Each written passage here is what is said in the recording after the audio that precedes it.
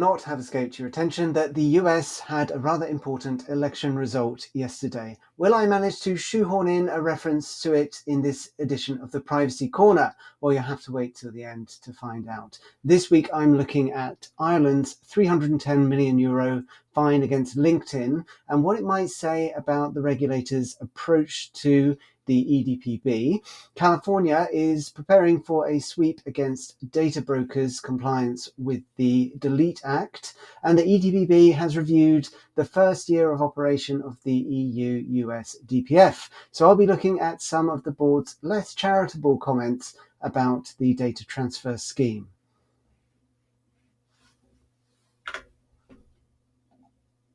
So first up then, the Irish DPC's €310 million fine against LinkedIn. Now this is all about how LinkedIn conducts behavioral analysis and targeted advertising of its users. And the complaint was first lodged in 2018 by a French campaign group, LQDN. And well, it's taken a long time to conclude, but in this case, the delay cannot be blamed on the EDPB, as we'll see shortly. Now, there are a number of violations here that are kind of overlapping. So the DPC found violations of the lawfulness, fairness, and transparency principle, specifically the fairness element, which is interesting, as I'll explain shortly, and also violations of three different legal basis provisions. Consent, because the consent they purported to rely on was not freely given, sufficiently informed, specific, or unambiguous. Legitimate interest, because the DPC feels that the controller got the balancing test wrong.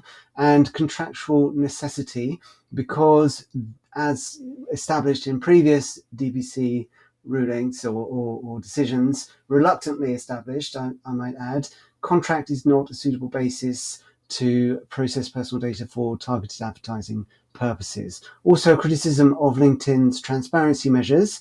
They were not apparently explaining their lawful basis properly to users, as is required under Articles 13.1c and 14.1c of the GDPR. So the regulator has not yet released a full decision. We only have a press release, but they did give out one of these neat little graphics, if you're watching, the kind of infographic that explains all the different areas of this complaint. So as noted, it started a long time ago, 6 years ago. Some of these Irish DPC inquiries take a very long time to process, but historically that has been partly because they all go through the EDPB's cooperation and consistency process. And previously, on many occasions, far more than with any other member state, the EDPB has adopted a binding decision forcing Ireland to find additional findings or infringements or increase the penalty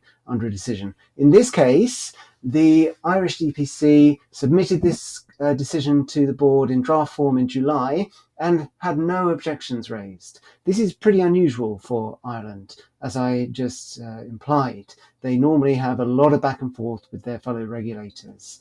So what does this say about the DPC's new leadership? We've had a couple of indications since Helen Dixon left her post and two new commissioners took it on earlier this year, that Ireland might be aiming for a more collegiate approach with the fellow regulators on the EDPB. So we had them call for an opinion on AI and the GDPR in connection with the Grok Twitter case a couple of months ago. And now we have this draft decision, cross-border processing, big tech, US, sailing through the cooperation and consistency process. This is a big deal because if Ireland is getting stricter and more in line with the EDPB with regards to its GDPR enforcement decisions, that has massive implications for big tech firms that are headquartered in Ireland, they're European entities at least, and big implications for data subjects, of course, because we all use these services. You're using one right now, probably. And the reluctance of the Irish DPC to enforce the GDPR strictly against such services has been quite heavily criticised by some people. So keep an eye on what's happening under these new Irish data protection commissioners. The CPPA in California, the California Privacy Protection Agency, has announced an enforcement sweep, and they're going to be looking at data brokers and the Delete Act. So the Delete Act brought about a number of new obligations on data brokers. They were already required in some circumstances to register in California. The registry has been given over to the CPPA now, and they also required to submit more types of information to that registry. So the definition of a data broker was also slightly expanded to bring it in line with the California Consumer Privacy Act. So we've got a business that knowingly collects and sells to third parties the personal information of a consumer with whom the business does not have a direct relationship.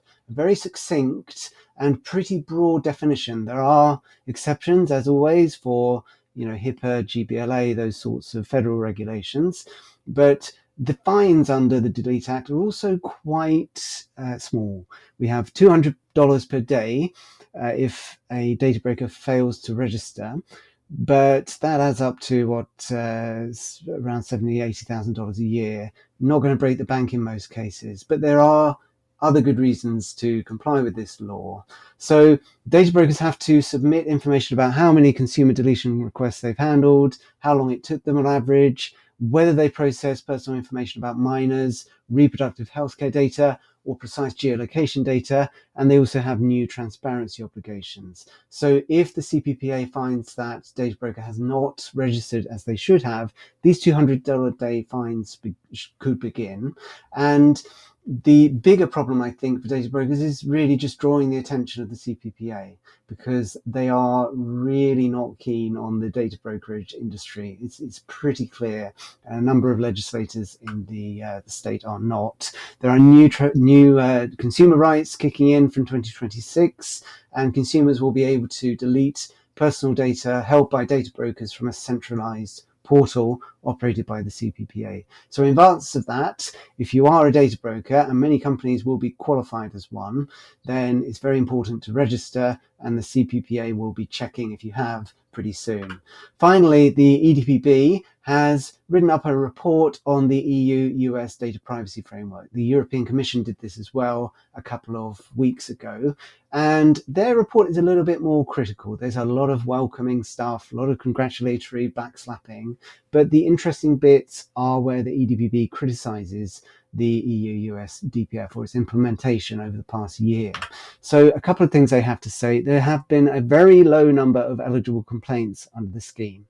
So we can't really be sure how it's operating because we haven't seen it regulated in action yet. So the EDPB says, well, the Department of Commerce and the FTC should be doing spot checks, proactive regulation of the scheme, checking whether people are doing what they said they did when they self-certify. We haven't seen that so far, but the EDPB thinks we should. The DOC, the Department of Commerce, is apparently planning to run automated compliance checks. The EDPB welcomes this, but also says that it should not replace in-person, human checks and detailed individual investigations. So they're a little bit skeptical about that idea, I think. They also are not terribly happy with the reforms to US intelligence law enacted under Executive Order 14086. So this was a Biden executive order, and it reformed Section 702 of the Foreign Intelligence Surveillance Act. And the EDPB says that some of the recommendations of the Privacy and Civil Liberties Oversight Board, which is kind of an EDPB type body in the US, not really directly comparable, they were not taken into account with this amendment of the Section 702. So they're not very happy with how that went down. Also, the expansion of the definition of an electronic communication service provider under that law. They are a bit worried about that because it means that more businesses will be obliged to cooperate with US law enforcement entities, and they are not sure that that's compatible with the EU-US DPF on principle.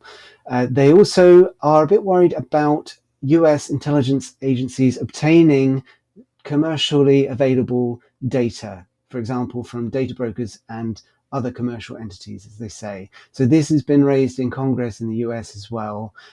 Basically, intelligence services can buy data about people, and that kind of undermines the point of these controls on their intelligence activities. So the EDPB wants some scrutiny of that situation. Now, as I mentioned at the start, President Trump has been re-elected for another term, and it's important to consider what this means for the adequacy decision in respect of the EU-US DPF. So there's a couple of things that the Commission looks at with respect to the adequacy of a third country, including the rule of law and the independent oversight of data protection policy. Now, rule of law wise, might not bode well the fact that Trump has come back into power, given his reluctance to cede power on the previous occasion on which he was president, and also some of the shenanigans that allegedly occur with regard to various government and state bodies. Also, Lina Khan has been FTC's chair, the chair commissioner of the FTC, since 2021.